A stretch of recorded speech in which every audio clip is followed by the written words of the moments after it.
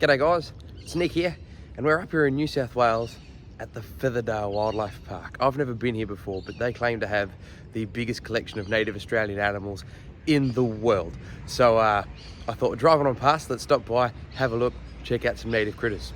Stick around. The one thing this place is really known for, amongst zookeepers and stuff anyway, is the diversity of their bird collection. Just the aviary behind me, there is like a dozen species of birds. Check out all the signs. We've got things like bowerbirds and lorikeets and curlews and noisy pitters and starlings and fruit doves, all in one aviary. And these guys have loads of them all over the place. So yeah, if you like birds, it's certainly worth a visit.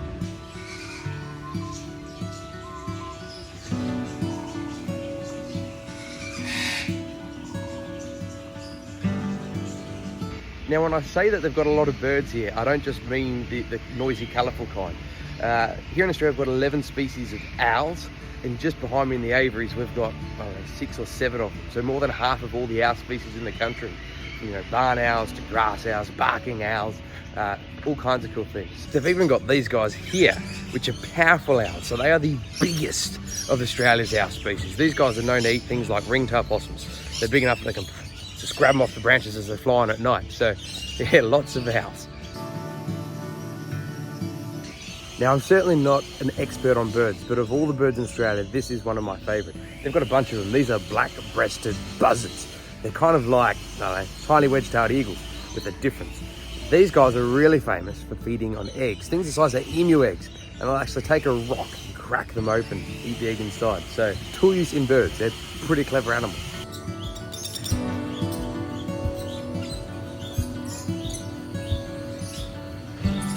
It's not just parrots and owls and birds of prey. We've got loads and loads of little guys, little finches and doves and things like this. In some of these aviaries, they've got things like Gouldian finches, who you see in every pet shop, but a lot of people don't realise they're actually on the threatened species list. They were once endangered, and you know, there's been a huge conservation effort to help them. But yeah, finch aviaries galore amongst the parrots and birds of prey and things like this.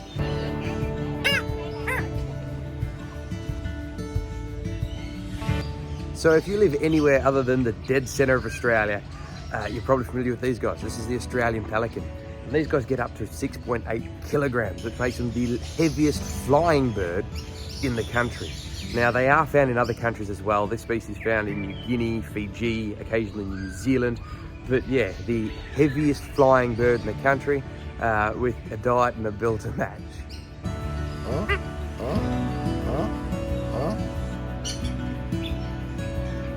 Even the humble budgie gets a look in.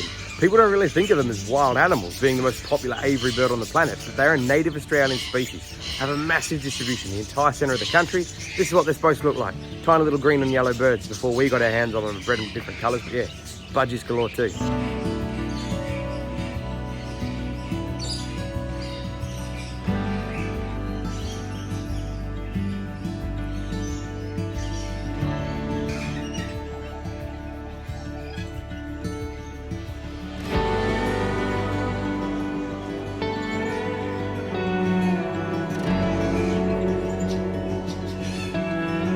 One thing as you start to walk around is the place starts to feel a little bit like a bird park.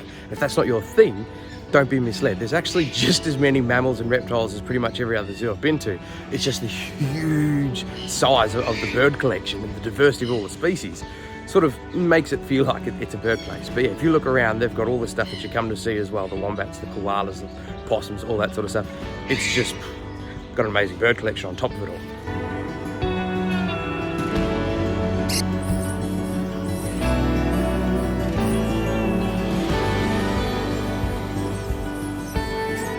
Of course, every Australian zoo needs some kangaroos, but a lot of people don't realise there's actually several different species of kangaroos. We've got eastern greys, red kangaroos, western grey kangaroos, and these guys are a subspecies of western kangaroo called the Kangaroo Island kangaroo. And these guys are really unique because there's no predators on Kangaroo Island.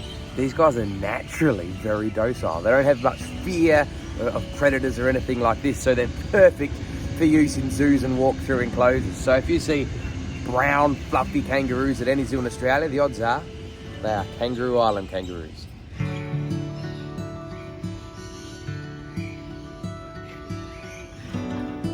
And since you guys are always asking sea quokkas, there's one over there. So here at Featherdale, they've got two species of rock wallabies. They've got the yellow-footed rock wallaby, which a lot of places do have, but they've also got a couple of brush-tailed rock wallabies.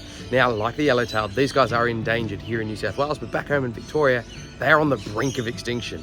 They live in the high country where they're not doing well, but in the Grampians where we live, there is less than a dozen of them left. It makes them the second most endangered marsupial on the planet. They've got some here, the brush-tailed rock wallabies. One thing that I've noticed that probably doesn't mean much to the average member of the public is the sheer amount of staff that's here. I'm here first thing in the morning, so obviously still doing their rounds, but the amount of keepers here is fantastic. Having been a zookeeper, I get how stretched the vast majority of keepers are. So look, they're still getting around doing their cleaning, but you can see where they clean how well of a job that it's done. The place is pretty immaculate. So yeah, well staffed, animals well looked after. It's a pretty impressive sight.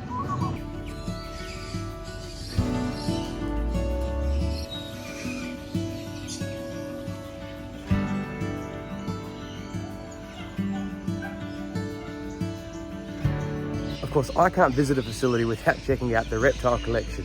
And here we've got the Reptile Pavilion, Featherdale's reptile house. So we'll head in and have a look at some reptiles too.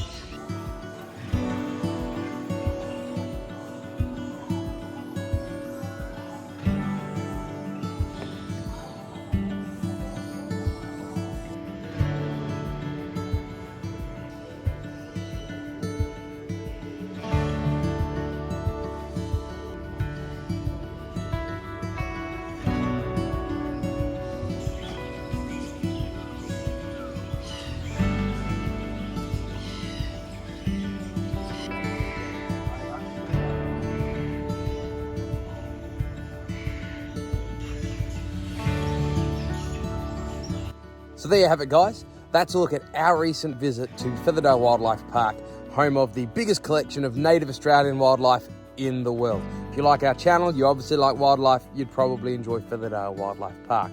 Now, I do want to point out that these videos where we go visit places are only made possible thanks to our wonderful supporters on Patreon. You guys are absolutely amazing. And this particular trip was also massively helped by the committee at Hawkesbury Herpetological Society when we went up to attend the Penrith Reptile Expo. So make sure you check them out on Facebook as well. Check out their expo next year.